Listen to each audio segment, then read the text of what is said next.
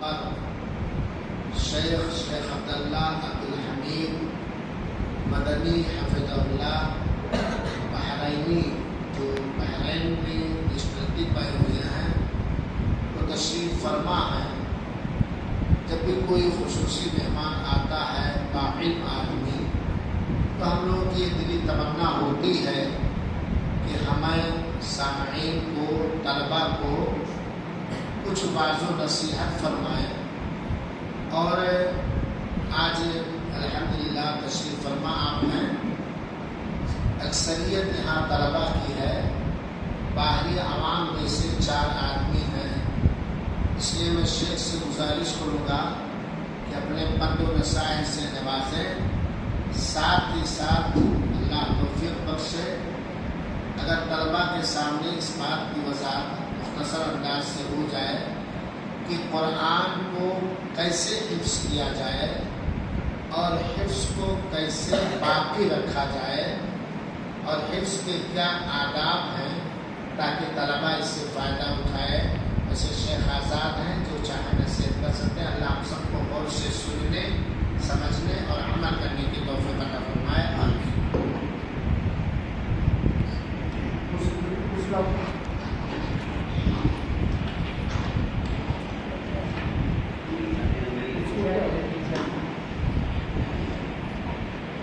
یہ کرسی وہاں والا ان کو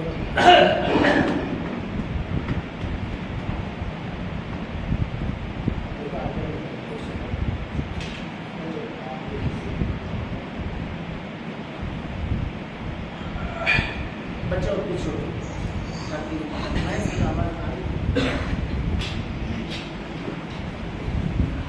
ٹھیک ہے جی، ہمارے یہاں نہیں ہے سر۔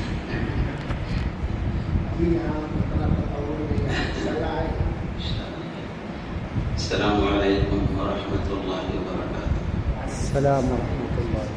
الحمد للہ رب العالمین، صلی اللہ علی نبینا محمد وعلی آلہ وصحبہ وسلم۔ میں آپ لوگوں سے سوال و جواب کے انداز میں بات کروں گا، اسے تقریر کرنے کے بجائے سوال و جواب۔ آپ بتائیں کہ تجارت کسے کہتے ہیں؟ تجارت کیا چیز ہے؟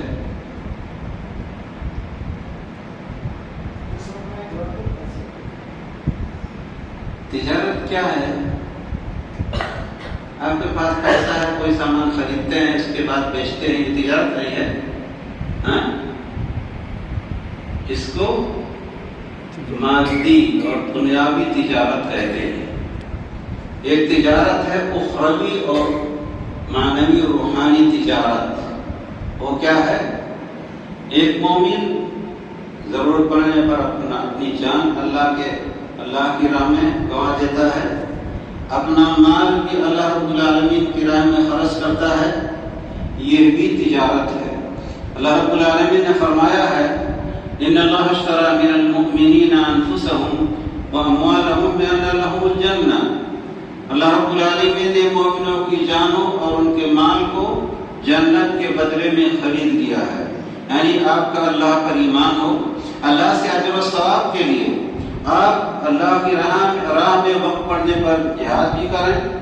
نہیں ایسا ہے کہ اپنا مال کم سے کم غریبوں کو دے رہے ہیں، فی سبیل اللہ دے رہے ہیں، تو یہ معنوی تجارت ہے، سمجھ گئے نا؟ دنیاوی تجارت میں یہ ہے کبھی نفع بھی ہوتا ہے، کبھی نقصان بھی ہوتا ہے، کبھی دیوالیہ ہو جاتا ہے، ایسا ہوتا ہے نا؟ آج کا غریب کل مالدار ہو جاتا ہے، آج کا مالدار کل غریب ہو جاتا ہے، ہوتا نہیں ہوتا ہے؟ تو اس تجارت کے اندر نفع کی بھی امید اور گھاٹے کا بھی خطرہ، لیکن آپ لوگ جو کر رہے ہیں جو معنوی تجارت، اس میں کبھی گھاٹا نہیں ہوگا۔ اللہ رب العالمین نے فرمایا سورہ فاطر کے اندر ان الذين يتلون كتاب الله واقاموا الصلاه وانفقوا مما رزقناهم سرا وعلانيه يرجون تجاره لن تبور ليوفيهم اجورهم ويزيدهم من فضله انه غفور شكور۔ جو اللہ رب العالمین کی کتاب کی قرآن کی تلاوت کرتے ہیں، سمجھتے ہیں، یاد کرتے ہیں، خالی زبانی یاد کرنے سے، زبانی پڑھنے سے وہ فائدہ حاصل نہ ہوگا جو مطلوب ہے۔ اللہ رب العالمین نے فرمایا ہے وَلَقَدْ يَسَّرْنَا الْقُرْآنَ لِلذِّكْرِ فَهَلْ مِن مُدَّكِرٍ، ہم نے قرآن کو نصیحت حاصل کرنے کے لیے آسان کر دیا ہے، ہے کوئی نصیحت حاصل کرنے والا؟ اگر آپ خالی حفظ کریں اور ترجمہ نہ پڑھیں، قرآن کو نہ سمجھیں تو اصل مقصد تو نہیں حاصل ہوگا۔ آپ نماز کیسے پڑھیں؟ قرآن میں ہے۔ آپ زکوٰۃ کیسے دیں؟ قرآن میں ہے۔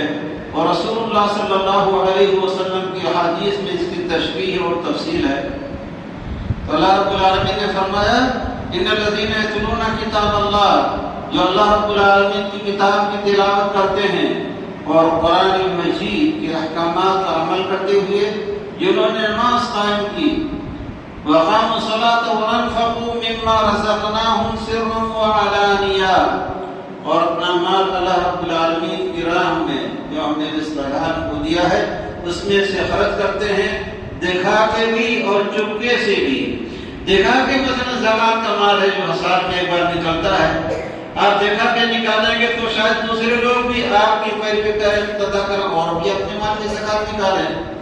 قرآن صدقات کو چھپا کے دیں۔ اللہ کے رسول علیہ السلام نے صحیح حدیث کے اندر فرمایا ہے سبعۃ یظلهم اللہ فی ظلہ یوم لا ظل الا ظلہ، 7 قسم کے خوش نصیب لوگ ہوں گے جنہیں اس دن عرش الہی کے سائے میں جگہ ملے گی جس دن کوئی سایہ نہ ہو۔ ظل اللہ کہا گیا ہے، اگر مسند امام احمد بن حنبل کی میں ایک حدیث ہے جس میں ظل اللہ سے مراد ظل عرش اللہ۔ بہرحال تو ان میں سے دوسری ایک آدمی کون ہے؟ ورجل تصدق بصدقۃ فاخفاها حتى لا تعلم شماله ما تنفق، وہ آدمی ہے جس نے اپنا مال اللہ کی راہ میں اس خاموشی سے اور چپکے سے خرچ کیا کہ بائیں ہاتھ کو پتہ نہیں کہ دائیں ہاتھ نے کیا خرچ کیا۔ مطلب ایک انتہائی رازداری کے ساتھ، خاموشی کے ساتھ، دکھلاوے اور ریاضت کا کوئی شانہ نہیں ہے۔ تو اللہ رب العالمین نے فرمایا ان الذین یتلون کتاب اللہ وَأَقَامُوا الصَّلَاةَ وَأَنفَقُوا مِمَّا رَزَقْنَاهُمْ سِرًّا وَعَلَانِيَةً يَرْجُونَ تِجَارَةً لَن تَبُورَ، ویسی تجارت کے امیدوار ہیں جن میں کبھی گھاٹا نہیں ہوگا۔ نفع ہی نفع، دنیائی تجارت ملائی اربوں پیسہ لگا کے آپ کوئی تجارت شروع کریں، خطرے خسارے کا خطرہ رہتا اور ہو بھی جاتا ہے۔ تو لیکن قرآن مجید کی تلاوت، اس کو سمجھ کے اس پر عمل کرنا، نماز قائم کرنا، اور اللہ رب العالمین نے جو رزق حلال دیا ہے دکھلا کے یا چپکے سے خرچ کرنا، یرجون تجارت لن تبور، ویسی تجارت کو امیدوار ہیں جو کبھی ختم ہونے والی، کوئی گھاٹا نہیں ہوگا۔ لیوفیہم اجورہم، تاکہ اللہ رب العالمین انہیں ان کے عمل کا، قرآن کی تلاوت کا، قرآن کے سمجھنے کا، قرآن کا عمل کرنے کا، نماز کے قائم کرنے کا، اللہ کی راہ میں مال و زکات دینے کا، فرمایا لیوفیہم اجورہم، تاکہ انہیں ان کے عملوں کا بھرپور بدلہ دے۔ ویزیدہم من فضلہ، اپنے فضل و کرم سے مزید عطا کرے۔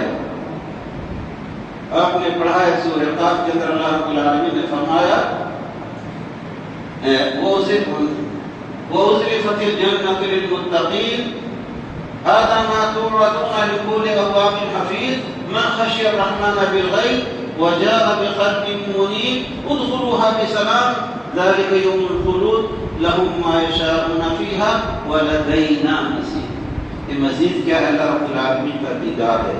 جب اللہ رب العالمین کے دیدار سے آپ نوازے جائیں گے تو جنت ساری نعمتیں ڈھیر ہو جائیں گی۔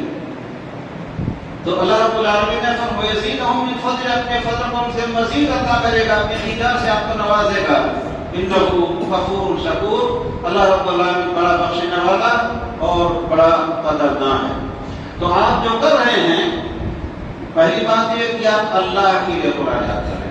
اگر اخلاص نہیں ہے، خالی اس لیے پڑھ رہے کہ ماں باپ نے زبردستی بھیج دیا ہے، تو اس سے کوئی فائدہ نہیں۔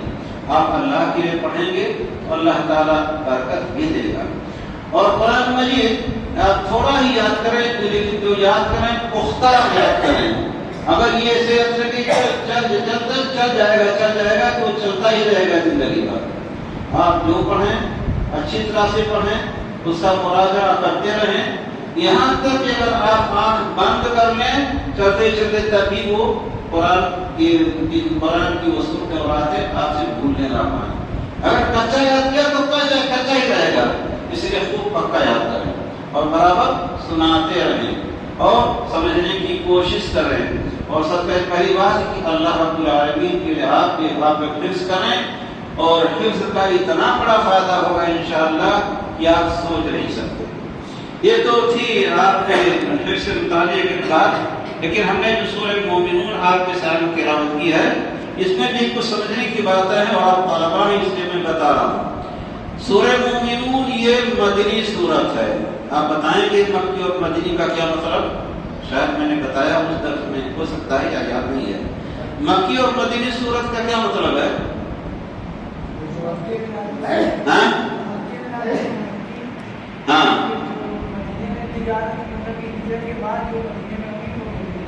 ہاں، مکے میں نازل ہوئی نہیں، کہتی ہے مکے میں ہجرت فرما کر مدینہ پہنچنے سے پہلے، ورنہ کچھ آیتیں طائف میں نازل ہوئی ہیں، کچھ وادی نخلا میں نازل ہوئی ہیں، کچھ اور کئی آیتیں ہوئی ہیں، کچھ سفر ہجرت میں نازل ہوئی ہیں۔ تو رسول اللہ صلی اللہ علیہ وسلم لوگوں کی رسالت پانے کے بعد 13 سال مکہ میں رہے، جب کفار قریش کے ظلم و ستم حد سے بڑھ گئے اور اللہ کے رسول علیہ السلام کی قتل کی سازش رچی گئی، قریش کے پارلیمنٹ میں اقرارات پاس ہوئی ابلیس کی موجودگی میں، تو اللہ رب العالمین نے رسول اللہ صلی اللہ علیہ وسلم کو ہجرت فرمانے کی اجازت دی۔ ہجرت فرما کر مدینہ پہنچنے کے بعد جو آیت یا سورت اللہ کے رسول علیہ السلام پر نازل، ان کو مدنی کہا جاتا ہے، چاہے مکہ میں عرفات میں کہیں بھی نازل ہو۔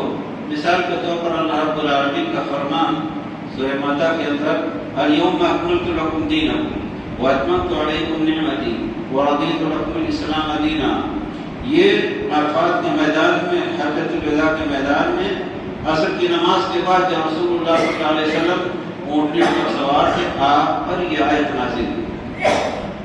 عرفات مکہ تو قریب ہے، لیکن یہ آیت مدنی ہے اس لیے کہ ہجرت فرمانے کے بعد نازل ہوئی۔ یہ تو سمجھ لیا آپ نے۔ چلیے دوسری بات یہ میں نے کہا کہ اذا جاءك المنافقون قالوا نشهد انك لرسول الله، منافق دو قسم کے ہیں، یا نفاق دو قسم کا۔ آپ بتائیں گے دو قسم کا نفاق کیسا ہے؟ نفاق دو قسم کے، منافق دو طرح کے ہوتے ہیں۔ ایک منافق ہے عقیدے کا منافق، وہ زبان سے کہتا ہے لا الہ الا اللہ محمد رسول اللہ، ڈر کے مارے نماز بھی پڑھتا ہے، لیکن یہ پہلے زمانے کی بات ہے۔ اب تو جو اپنے آپ ایمان کا دعویٰ بھی نماز نہیں پڑھتے، کوئی کچھ نہیں کر سکتا، لیکن اس زمانے ان کو خطرہ تھا کہ اگر پڑھیں گے تو پھر برا ہو جائے گا، ہم پکڑے بھی جائیں گے اور قتل بھی کیے جا سکتے ہیں، کہ ہمارے غنیمت میں کچھ ملنے والا نہیں ہے۔ تو ایک منافق وہ ہے عقیدے کا منافق، یہ بڑا خطرناک ہے۔ مسلمانوں کے پاس آتا ہے اسلام کا اظہار کرتا ہے، اور کافروں کے پاس جاتا ہے کہ ہم تو تمہاری ہی دوست ہیں۔ اور اسی لیے اللہ رب العالمین نے منافق کی سزا کافر سے زیادہ سخت رکھی ہے۔ ان المنافقین فی الدرک الاسفل من النار، منافقین جہنم کے بالکل نچلے طبقے میں ہوں گے۔ تو اس سے مراد کون منافق ہے؟ عقیدے کا منافق۔ غور کریں، اس سے مراد کون سا منافق ہے؟ عقیدے کا، چپ کریں، عقیدے کا منافق ہے۔ کون مراد ہے؟ عقیدے کا منافق، عقیدے کا نفاق۔ اور یہ اس انسان کو اسلام سے خارج کر دیتا ہے، کافروں سے بھی وہ بدتر ہو جاتا ہے۔ اور ایک نفاق ہے عمل کا نفاق، اس سے انسان دین اسلام سے خارج تو نہیں ہوتا، مگر گناہ کبیرہ کا ارتکاب کرتا ہے، بڑے بڑے گناہوں میں مبتلا ہو جاتا ہے۔ رسول اللہ صلی اللہ علیہ وسلم نے فرمایا اربع من كن فيه كان منافقا خالصا ومن كانت فيه خصلة منهم كانت فيه خصلة من النفاق۔ اللہ کے رسول علیہ السلام نے فرمایا 4 چیزیں جس کے اندر ظاہر کسی مسلمان کافر ہوگا تو اسے بڑے جرائم کا ارتکاب کر رہا ہے، مشرک سے مطلب نہیں ہے، مسلمان 4 قسم کے گناہ ایسے ہیں کہ جو انسان ان 4 گناہوں کا ارتکاب خالص منافق ہوتا ہے، یعنی عمل کا، اور اس سے بندہ دین اسلام سے خارج نہیں ہوتا، لیکن کبائر الذنوب کا ارتکاب کرتا ہے۔ اور کسی نے اس میں سے کسی نے ایک خصلت پائی گئی، ایک عادت پائی گئی، اسی قدر وہ منافق ہے۔ رسول اللہ صلی اللہ علیہ وسلم نے فرمایا جب وہ بات کرتا ہے تو جھوٹ بولتا ہے، جب وہ بات کرتا ہے تو جھوٹ بولتا ہے، اور جب وعدہ کرتا ہے تو وعدہ خلافی کرتا ہے، جب اس کے پاس امانت رکھی جائے تو امانت میں خیانت کرتا ہے، اور جب بحث و تکرار کے موقع پر گالی گلوچ کا استعمال ہوتا ہے۔ اول وہ جھوٹ بولتا ہے، دوم وعدہ خلافی کرتا ہے، سوم اس کے پاس امانت رکھی جائے امانت میں خرد بر کر بیٹھتا، خرد برد کرتا ہے، خیانت کرتا ہے، اور چوتھے یہ ہے کہ جب بحث و گفتگو میں جب بحث و تکرار ہو تو پھر خالی گلوچ کافی استعمال، وَإِذَا خَاصَمَ فَجَرَ۔ تو یہ چار بڑے بڑے گناہ ہیں جو مسلمانوں کے اندر پائے جاتے ہیں۔ اگر انسان ان گناہوں سے نہ بچے گا، چاروں گناہ پائے گئے تو خالص منافق ہے۔ ان میں سے اگر کوئی یہ خصلت